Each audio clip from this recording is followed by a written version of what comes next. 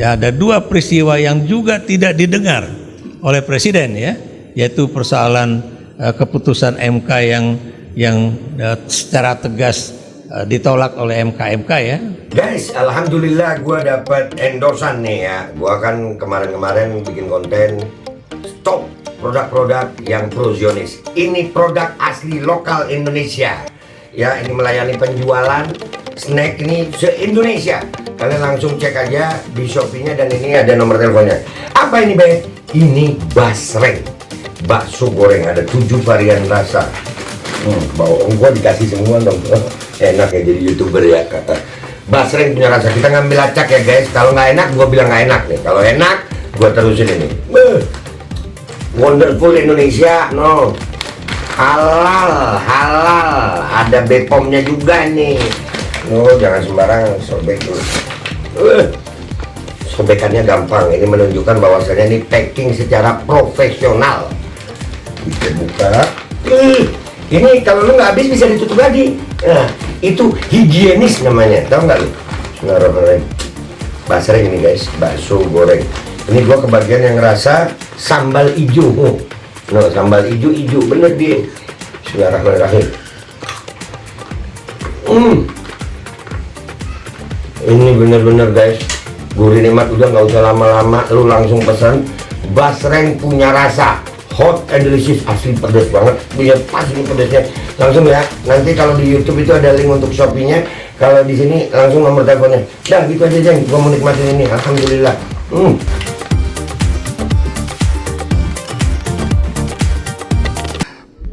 Saya ke Pak Ikrar dulu, ya Pak Ikrar dulu.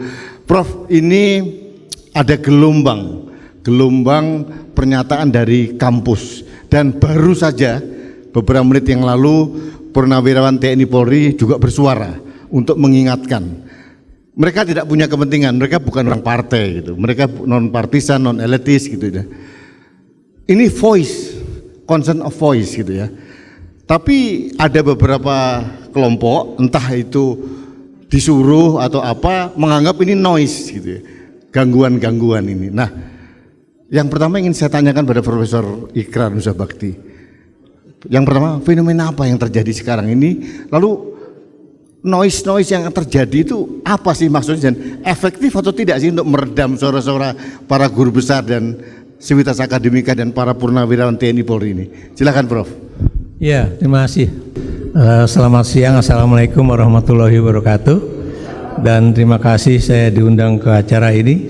Dan saya nggak menyangka bahwa ini adalah kumpulan dari purnawirawan TNI Polri yang akan bikin pernyataan keprihatinan ya. Dan saya juga semalam juga diundang Metro TV ya untuk acara saya lupa ya, Mimbar Demokrasi atau apa gitu. Dan saya berani menyatakan bahwa karena saya juga pernah ada di kampus ya, biar bagaimanapun yang namanya kampus itu adalah penjaga etika, penjaga moral, dan juga penjaga demokrasi Indonesia ya. Dan karena itu saya melihat ya, terlepas di dalam kampus itu banyak sekali warna-warni politiknya ya.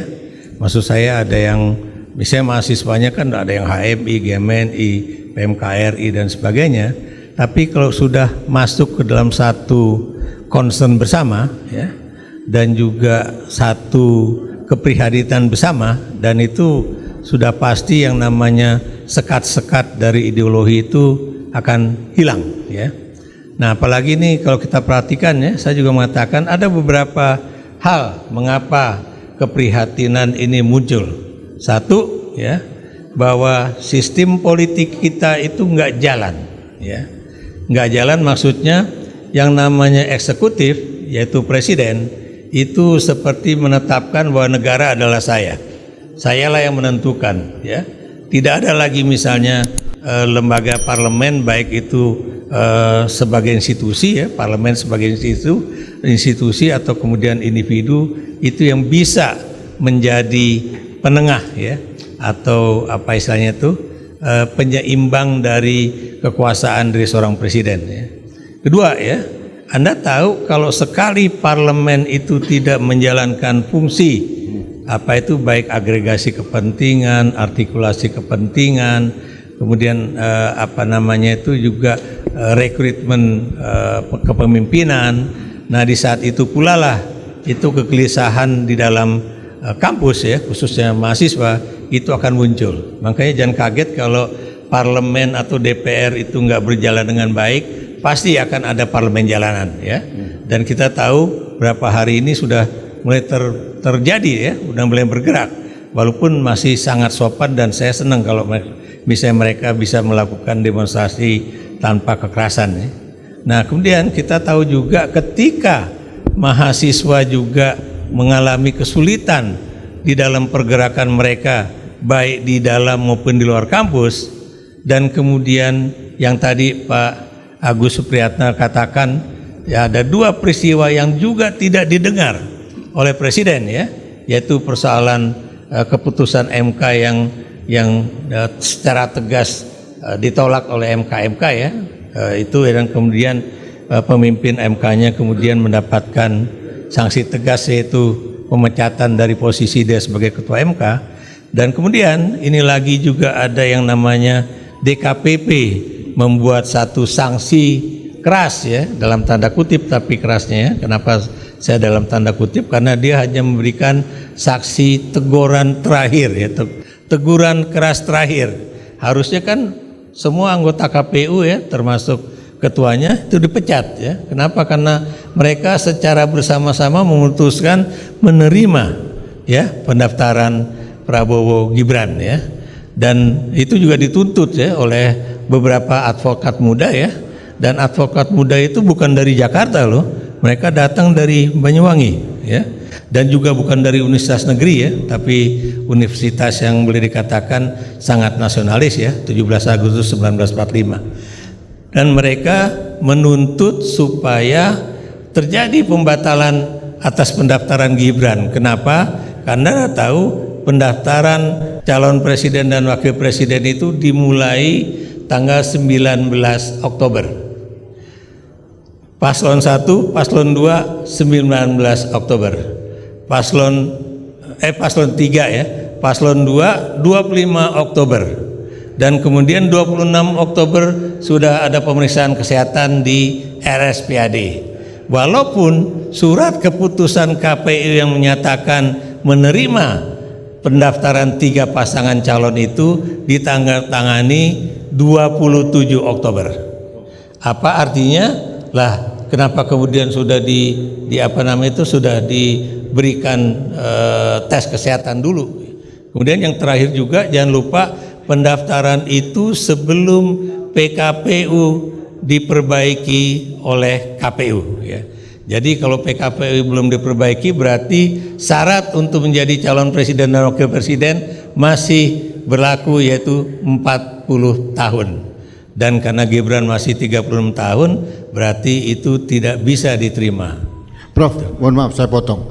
Kalau di MK keputusannya kan ada final and binding, sehingga MK tidak bisa membatalkan. Nah, kalau di KPU kan tidak ada ketentuan final and binding seperti itu. Mengapa DKPP hanya memberikan peringatan keras terakhir? Dan saya ingatkan loh Prof, peringatan keras terakhir kepada ketua KPU ini sudah yang ketiga kali. Semuanya peringatan keras terakhir. Nggak tahu terakhirnya sampai kapan gitu. Gimana Prof melihat hal ini? Ya itu, ya sebenarnya juga aneh, makanya saya bilang aneh tadi. Kenapa kok sanksinya selalu sanksi peringatan keras terakhir dan kemudian tidak ada kebijakan ya. Kalau buat saya sih harusnya memang mereka harus diganti semuanya itu, ya itu. Atau mereka membuat suatu keputusan baru yang membatalkan keputusan mereka yang mereka buat tanggal 27 Oktober itu. Bismillahirrahmanirrahim. Alhamdulillah guys, gue dapat endorsan lagi kali ini dari British Propolis. Ini namanya British Propolis, itu karena lebahnya dari Inggris. Ini perusahaan lokal juga. Dan ini sebetulnya kita bantu teman kita yang namanya Mang Asep tuh. Nah mudah-mudahan kalian bisa beli ya. Ini propolis untuk khasiatnya itu untuk meningkatkan imunitas tubuh. Nih Kemenkes lagi rame-rame masalah apa? Pneumonia apa. Imunitas, obatnya ini bukan di micin aja. Nih cara pakainya sebetulnya ini dipakai dicampur di air hangat. karena gue langsung aja ya kan. Nah ini begini, seret, 5 tetes buat gue. Nih langsung masuk ke mulut. Bismillahirrahmanirrahim.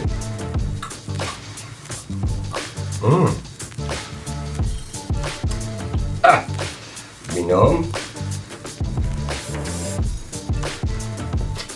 Ini sangat membantu untuk meningkatkan imunitas tubuh kita melawan infeksi-infeksi dari luar. Jangan lupa British Propolis. Ini nomornya.